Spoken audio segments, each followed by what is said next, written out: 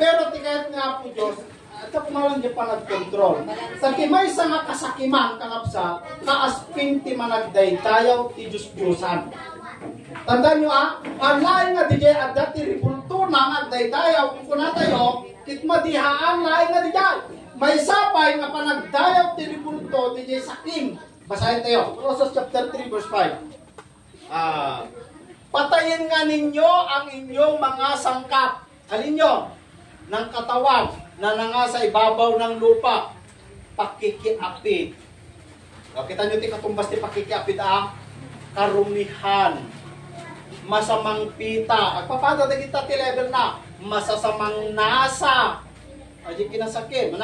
At kasakiman. Ano yun?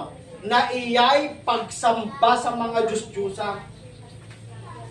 Ang lang at iyay agparintugin ka, di Diyos-Diyusan kasamba mahalay. Ngayon, may sapay, puro yung kasakiman, karumihan, masamang pisa, ang pita, masamang nasa, lahat yon ay kaasping winok pagsamba sa Diyos-Diyusan. Isong atikayat ni Kristo, haan ko mga kasyay, iti Kristiyano, dapat na ti Kristiyano, iti Galatia chapter 2 verse 20, iti Kristiyano nga tunay, dahil lang iti Galatia chapter 2 verse 20, ako'y napako sa krus, kuna ni Kristo, ay ni Pablo, nakasama ni Kristo, at hindi na ako nabubuhay, ang nabubuhay, kundi si Kristo ang nabubuhay sa akin. At ang buhay ng aking ikinabubuhay ko ngayon, sa laman ay ikinabubuhay ko sa pananampalataya. Ang pananampalataya na ito'y sa anak ng Diyos na sa akin ay umibig at ibinigay ang kanyang sarili dahil sa akin. Sino mag-explain kanya ito? Sir Preda. Alaman?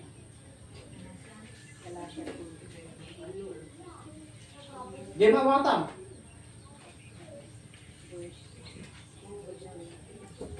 Di mawatang lang.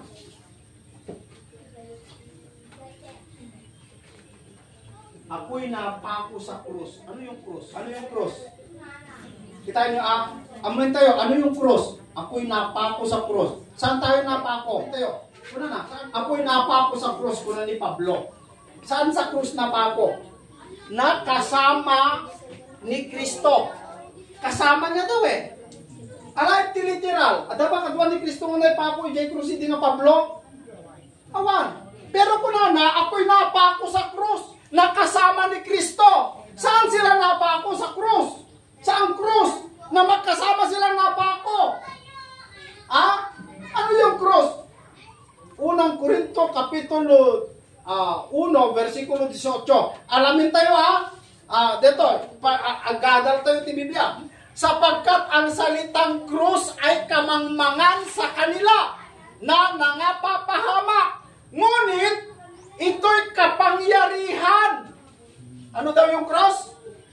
Kapangyarihan ng Diyos sa atin na nangaliligtas. Yung krus daw, kapangyarihan ng Diyos sa atin na nangaliligtas. Ano yung kapangyarihan ng Diyos na krus? Roma chapter 1 verse 16. Roma chapter 1 verse 16. Sapagkat hindi ko ikinahihiya ang ebanghelyo, sapagkat siyang kapangyarihan ng Diyos sa ikaliligtas ng bawat sumasampalataya. Unay sa Hudyo at gayon din sa Griego. Ano yung cross? Ebanghelyo. Ako'y napako sa ebanghelyo. Ganon. Kasama ni Kristo. Apay? Dahil sa kanu isunan, ijay krus.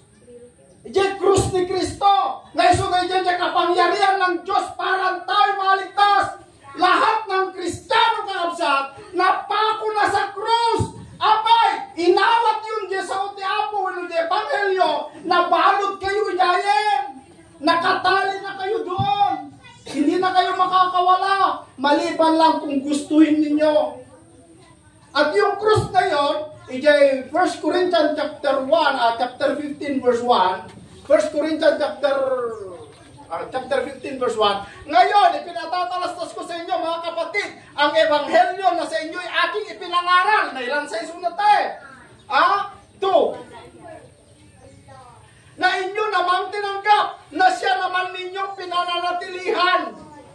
Tuloy. Sa pamamagitan naman nito ay ligtas kayo kung matyaga ninyong iingatan ang salitang ipinangaral ko sa inyo. Maliban na kung nagsisampalataya kayong walang kabuluhan. Yan. Doon na pa ako si Kristo, si Pablo. Ipamoy dyan, Galatia chapter 2 verse 20. Ako'y napako sa krus kasama ni Kristo. Awanin na awan daligay, nakakatay da. Napako tayo umet. Iti nakalansa, no literal nga nailansa ka, makabunay ka ba, ti kaya't mo nga aramiden? No literal nga nakagalot ka, makaapan ka ba, ti kaya't mo nga aramiden? Haan, aging gana kalaing ijente na kay galutam. Aging gana kalatay, dahil nga nakalansa ka makaaramid, ti kaya't mo nga aramiden. Apay, nakalansa ka Kuna na, ako'y napako sa krus na kasama ni Kristo at hindi na ako ang nabubuhay, kundi si Kristo na ang nabubuhay sa akin. Ibig sabihin, awan mabalin mo nga aramidin nga sarili laing ni Kristo, aramidin na kanyang takukwa na ka. Yun yung talagang napako sa krus. Kaya nga ulit-ulitin, kung aramidin pa laing kijibukod mga pagayatan, hindi ka pa napako doon. Galatia 2:20. Ako'y napako sa krus na kasama ni Kristo at hindi na ako ang nabubuhay kundi si Kristo na ang nabubuhay. Ibig sabihin, nung ni Kristo tagbibiyag kanya, nung niya kaya ni Kristo, awang maramidam, limbungugin ka Di ba? Napankin ka At kanyang ni Kristo Kapag kanyang ni Kristo, nung niya tikayat mo aramidin, na mo marami. Tati agar aramid, kin ka, diyan atakin ka, nga ni Kristo. Yan. Isong ako na nga, hindi na ako ang nabubuhay, kundi si Kristo ang nabubuhay sa akin. At ang buhay na ikinabubuhay ko ngayon sa laman ay ikinabubuhay ko sa pamananampalataya. Isong ano naman ikan, kunamon, itatatabibyakan kas Kristiyanon, ipakitam babaen ti pamatim, nga si kakit talaga nga agbibyakin ni Kristo. Isong nga dagin ni Kristo, oreno anya ti tsura na iti, oreno parehan isong na kumagit, bartek, maikat nata ni Kristo, tagiyan din kwa na. Yun yung tunay na born again. Kakabsa. Yun yung tunay na born again. Ay dati nga,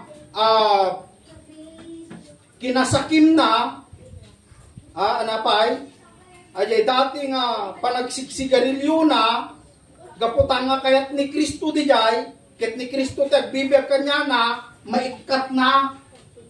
Gimno na maikat, kayat na nga sawen, ang bibiyag gamin ni Kristo kit na. Kit no awan kanya na ni Kristo, laglagi kayo mga biyag detay tunumay ni Kristo. Tatilaing biyagin ni Kristo tunumay, dagijay ko na. Naglawag mit siguro niya.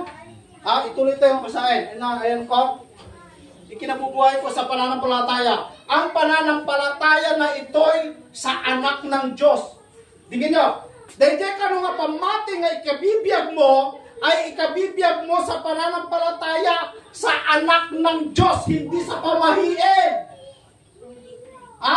No si kagat Kristiyano, bibiyag ka ti pamati kini Kristo, hanga di pamati nga no, at pamati, di pamati ti pamahiin nga, di ko kwenta, napandaking ni DJ agbuyon-buyon, lisyam ti kasting nga tao, tanalit armi ti biyag mo. Di ba kung kunada, kasi kay, no agdagit ka, pumaknang ka to, ijeda nga mamati. Ijeda nga mamati, katag niya pagpagada. Kung kunak, nung kumadag, ijay mamuyon, kitag paypay suda, nabakbak ng palaing nit da bilyar. Apay ngay ni Elon Musk, Elon Musk, may isa nga kabaknangan tatat ibong mundo. Hamit mamuyon. Dinabakbak ng kumagijay mamuyon. Di pugtuan da amin kumajiloto eh. Amayat kayo? Pugtuan da amin jiloto, kadal daw. Tayo daw loto, kita mo di mabangkrap jiloto. Nabakbak ng da kumamin ni Elon Musk. Hamid. Ang damit niya isuti nabaknang daman yung hamid niya isuti nabaknang. Dapat niya buyin-buyin lang takaruba tayo, kaya hamid nabaknang. Nabakbak nang tayo, buyunan na. Tapos patsin na may. Nakadungpar ka nga makikita dyan suli. Kasanong nga mukha na dungpar mo, kaya mo nakita. Dili ko di dyan. So, pamati tayo kano dapat, yung pananampalataya na ito'y sa anak ng Diyos, hindi sa pananampalataya ng kanino man. Amen! Ti Kristiyano, tayo ti pamati na, di anak ti Diyos. Hanga tayo di pananampalataya, to sulusuli, mismo ka di buntong ka nung ano pa yun ka? Ang sarsaripit, tunada, no itudong ka no di bulalayaw, kita kilo ta imam, gusto mo diubin kami, kami tutudo di bulalayaw. Sige, itudo yung dito bulalayaw, ta kilo, dagit ang ima yun. Kung po namin may latan, di dyan! Bagtang nga di bibiguitin, nagkilo. Ay, sumit pag ito do, mabuti kami mga ito do. Kung po nang bago kami na palunod, sige, talay tangiwot yung tagkilo, pagtanda mo na. Sa lumangin nga tamot ay jay suma siyempre tao tayo usuti pagdenda. Pay sumod piman kami no na tumay. Apay tagpay sumami. Sungarod no mga gasta jay nakawarsi ka ay nakadarapos ka warsi ka no ra yung piman ka pamot. Ay sila tuma. Apay ngamin, sarap sa. Dito ngamin ti may sama pangalilaw. Pangalilaw ti kabusureta eh. Talaga agdakas jay. Maaramid ng peso. Aramatin da dagigay, agaramid da ti kababalaghatap no ti tao kit malilaw. Agdakas jay. Apay peso dagigay. Mangagas kinanga mangagas. Aramatin da pa'y tinagan ni Jesus mitlang. Adalagi niya kasi buyin-buyon, tuno ka, nagitaktal da, tuno ka, nagkararag da, itinagan ni Jesus mitlang, araramatin da. Basa-basa da pa'y Biblia. Adong kasyay. Adong talaga ti kasyay. Revelation chapter 13. Sa verse 13 mitlang, verse 13, at siya'y gumagawa ng mga dakilang tanda na anupat nagpapababa ng kahit apoy mula sa langit hanggang sa lupa sa paningin ng mga tao. Tapnon lain mamati ka kadagi niya kasi kababalaghan nga raramidin da. Agaramid talaga kababalaghan tapnon mamati ka. Isungod ako na ni Kristo kaya ako na ni Pablo kit dahil ti pamati nga pamati kon kuna na ipamatik ije anak ti Dios. Amo namit ni Pablo nga dakakasjay. Ngimbawan dagijay iti Kristiyano. Dapat duwa ti pamatin. Numaalayo lang di istorya da si Sidrak, Misak, Abdenago nga kuna ni Ari nga Nabucodonosor.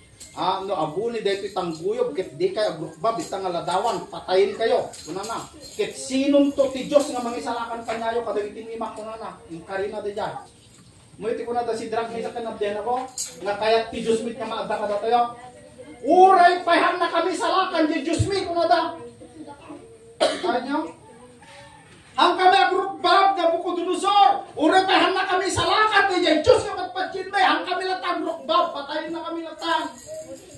Kita nyo ti tangkin ti pamati da. Ti tao naman minsan mabutinin eh. Iso nga adun tumatatakan.